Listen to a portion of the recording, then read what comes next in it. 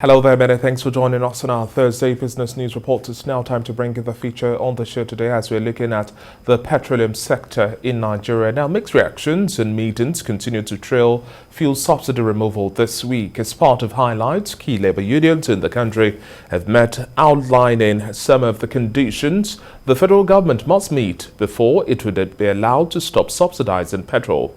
Part of the conditions highlighted also the fact that if subsidy is eventually removed, the government should engage more on expenditure that are beneficial to the economy rather than projects that generate losses. There should also be the establishment of modular refineries and construction of functioning refineries across the country, as well as the moribund refineries must be active and put an end to the counterproductive acts of importing petroleum products when the country can refine here and sell at competitive price. Now, according to some analysts as well, Nigeria is the only OPEC member country that imports more than 90 to about 95% of refined petroleum products for consumption. Well, joining me now virtually to discuss this and more, I have Adeola Yusuf, Team Lead, Platforms Africa. Thank you very much for joining us on the Breakfast Show this morning, Adeola. Thank you so much, Mr. Labi, for having me. Thank you so much. Good morning, Nigeria. Now, the Minister of Information and Culture, Lai Mohammed, says government would initiate a fact-finding process to determine the true state of affairs on the issues surrounding the removal of fuel subsidy. Earlier in the week, we also heard from the President of the Senate, Ahmad Lawan, also saying that President Muhammadu Buhari has not directed anyone to implement fuel subsidy removal.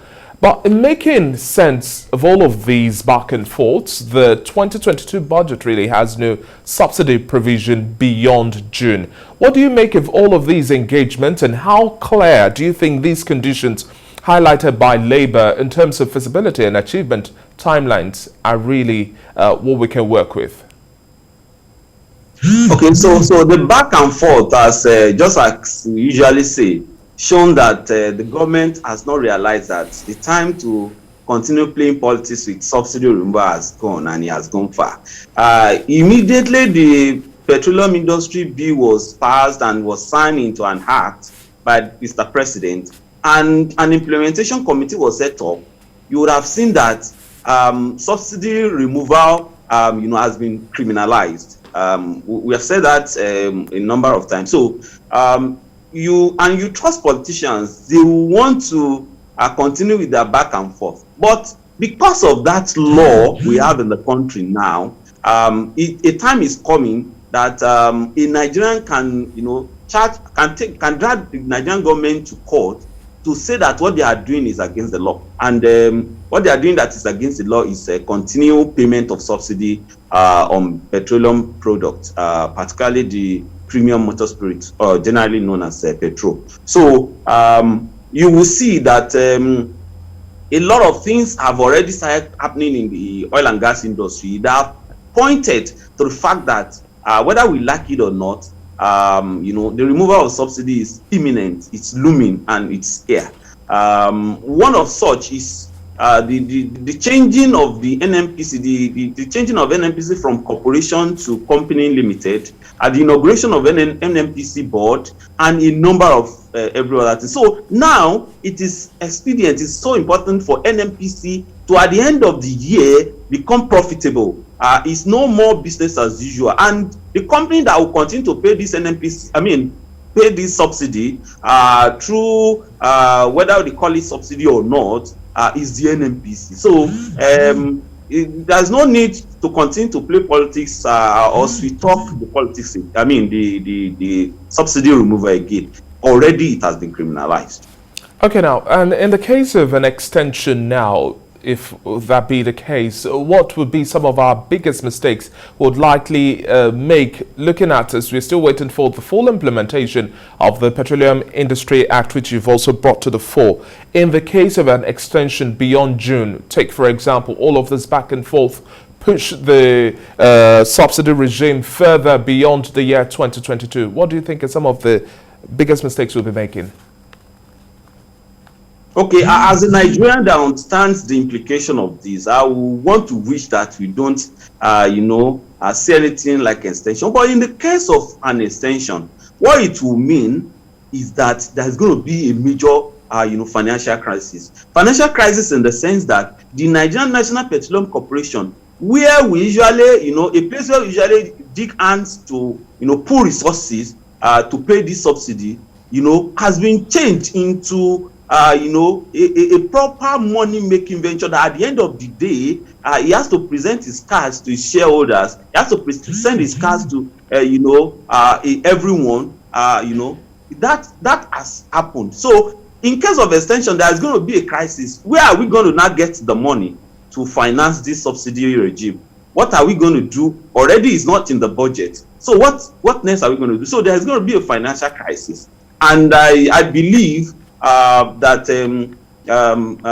we already have enough of financial crisis in the country. I wouldn't expect a government to allow such to happen to us again. Do you think there can be any middle ground reached at this point in time in terms of government and the business community and also labor? Do you think we can have a middle ground reached favorably?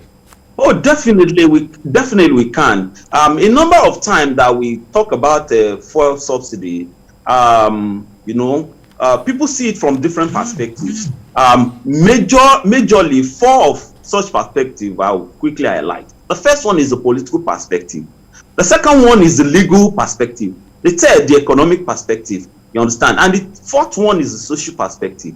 Of all, we've been dragging this matter because we look at everything from different perspectives. So it's high time we start looking at it from the economic perspective now. If we have been saying before now that we don't understand what we mean by the economic perspective to it, all of us, we purchase items, we purchase a number of things that we use in our home. The amount you buy such an item 2-3 years ago, go and consider it. You see inflation. You see that a lot of things are happening that if care is not taken, nobody will be safe from it. So those that are looking at it from the political perspective, they will just sweet talk.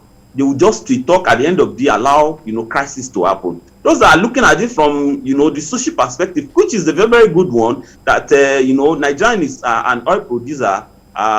We should enjoy the benefit of this oil production. But truth of the matter is that our government have messed us up. At this moment, we have to look ourselves straight in the eyes and tell ourselves the home truth.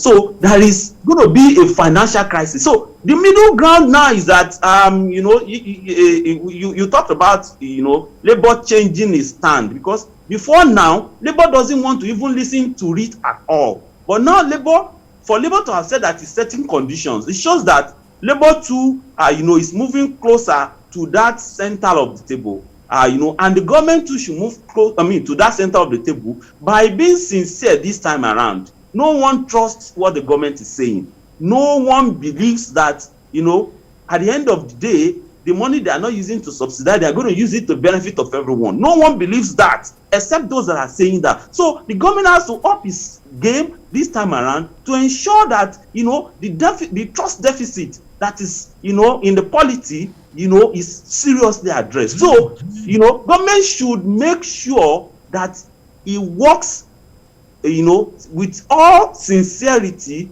by allowing, the money that they are not using to subsidize to benefit everyone. They should use it for social. So, the political, the economic, the legal should now move to the table, to the center of the table, which is the social. Let everyone feel that, okay, truly, because they have removed the subsidy, we can now feel the benefits in our pocket. We cannot feel the benefit on our roads. We cannot feel the benefit in the electricity supply. We cannot feel the benefit in the water supply. We cannot feel the benefit in the transportation and in all facets of life. That is the only way government will see any other thing and Nigerians will believe. So as at now, Nigerians do not believe, and you cannot blame them because they have a number of experiences to share. Exactly. Based on the reasons that made them not to believe what the government has said. So there is possibility of coming to the center of the table by all stakeholders, and that will spell paradise.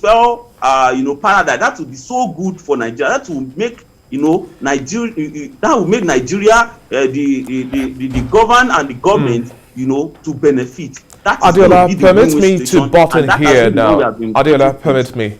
Now, are you, as we're wrapping up the conversation at this moment, are you optimistic Dangote refinery and that of Boa would help reduce the cost of petrol, or you're one of those who believe that, well, modular refineries, as highlighted, is the surest bet? Which are you tilting towards more? Okay, if I get you correctly, are you talking of the modular refinery? If it's Exactly. modular refinery, Or modular that of refinery, Dangote and then Boa coming to play as well? Okay, thank you. So, modular refinery is an entirely different kettle of fish. Is with the name, the smaller refinery, 20,000 units, 10,000 barrels, and so on and so forth. But the Dangote refinery is not, in that category. As at the last count, if it is completed based on the capacity, it's going to be the biggest singular unit refinery in the world, according to statistics that the organization has been doing that. So we are in this mess because our refineries are not working. The simple arithmetic is that we are the major producer of crude oil, in sub-Saharan Africa, and the sad tale as well. The irony of it is that we are the biggest importer of refined products. So every day, government allocate 445,000 barrels of crude oil produced in the country to the refineries. But the unfortunate situation we have found ourselves is that those barrels are now shipped out of Nigeria to refineries abroad to go and refine. At the end of the day, we will not ship them in. That is that I won't want to use unpredictable name, but it doesn't make any sense. So refinery will play a major role in addressing this situation, and I'm happy that Labour, part of the conditions that Labour gave is to ensure that those refineries, but aside from the Dangote refinery and aside from the modular refineries that are springing up, that the 4 refineries that Nigeria has, the 2 in Port Harcourt, 1 in Warri, 1 in Kaduna, are back on their feet, and they are refining, they are producing efficiently. This will help Nigeria. It will not help Nigeria alone to satisfy the local need. It will help Nigeria to even export the product, satisfy the West African need. Thank you very much for your time at the Breakfast Show this morning. It's been a pleasure speaking with you, Adiola Yusuf. We keep our fingers crossed and look at all of the conversations that would unfold in the coming days as government also reacts to all of the calls and conditions from Labour. Thank you once again for your time. Thank you so much for having me.